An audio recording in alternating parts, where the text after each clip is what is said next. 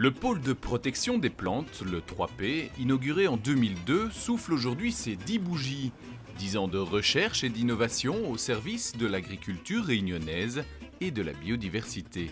L'ambition donc du pôle de protection des plantes était de fédérer les institutions travaillant dans le secteur du végétal sur une même plateforme.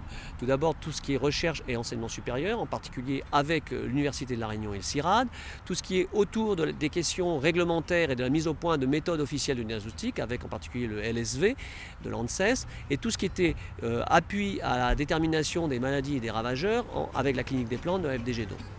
Dès sa création, 4 objectifs appliqués étaient visés par les équipes du 3P.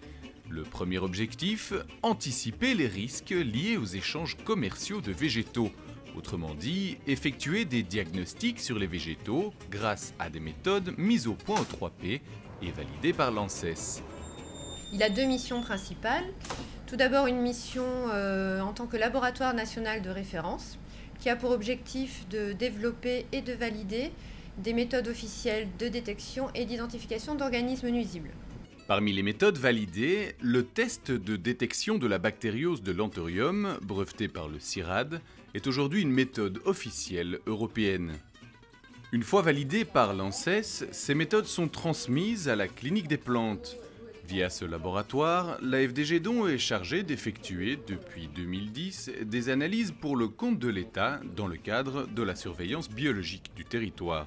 Au niveau du 3P, le rôle de la FDG DON, c'est de répondre à la question, on va dire, des particuliers, des professionnels agricoles et non agricoles. Pourquoi ma plante est malade? Donc pour ce faire, nous, on va utiliser des méthodes d'analyse qui existent ou dans certains cas, on va utiliser des méthodes qui vont être mises au point ici au niveau du 3P. Donc que ce soit par le CIRAD ou alors par l'ANSES. Deuxième objectif, diffuser des variétés saines et performantes via des pépiniéristes et des producteurs de semences agréés aux normes européennes.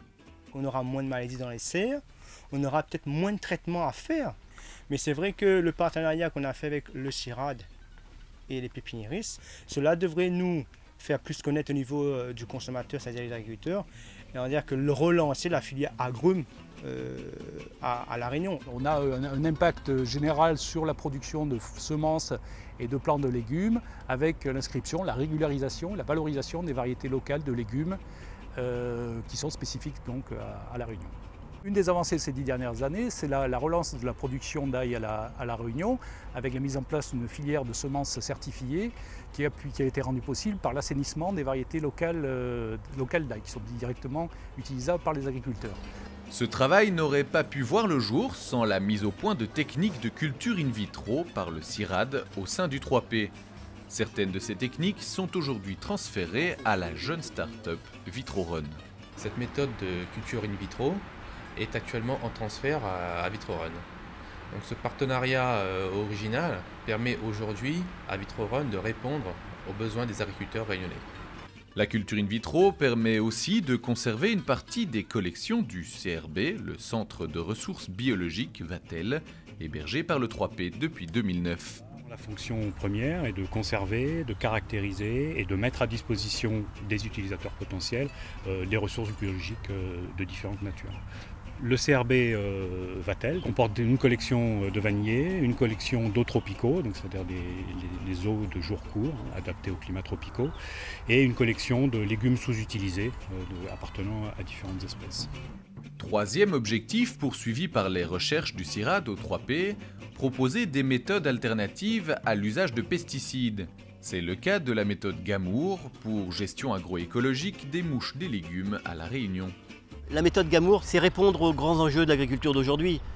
Proposer une agriculture qui soit saine, qui soit respectueuse de l'environnement, qui soit respectueuse de la santé et qui soit évidemment économiquement viable pour les agriculteurs. Au-delà de son action en faveur d'une agriculture durable, le 3P a aussi permis d'accompagner la préservation et la restauration des milieux naturels de La Réunion. C'est le 4e objectif du 3P. À La Réunion, la forêt semi-sèche représente 1% de sa surface originelle actuellement.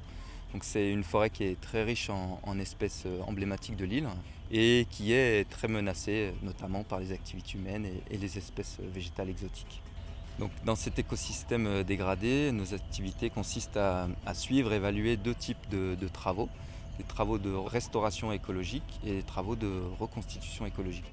Au-delà de ces applications, la recherche a aussi pour vocation de transmettre ses savoirs.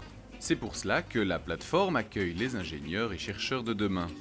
D'un point de vue de la formation par la recherche, c'est d'avoir plus de 500 étudiants qui ont été formés au cours de ces 10 ans, avec en particulier plus de 50 docteurs, jeunes docteurs, qui sont aujourd'hui aussi bien à l'international et qui travaillent aussi bien dans le public que dans le privé. Aujourd'hui, ce partage de la culture scientifique dépasse les frontières. Dans l'océan Indien, des programmes de coopération sont déjà en place. Véritable temple de la recherche en sciences du vivant, le pôle de protection des plantes rayonne aussi à l'international en ouvrant ses laboratoires aux scientifiques du monde entier.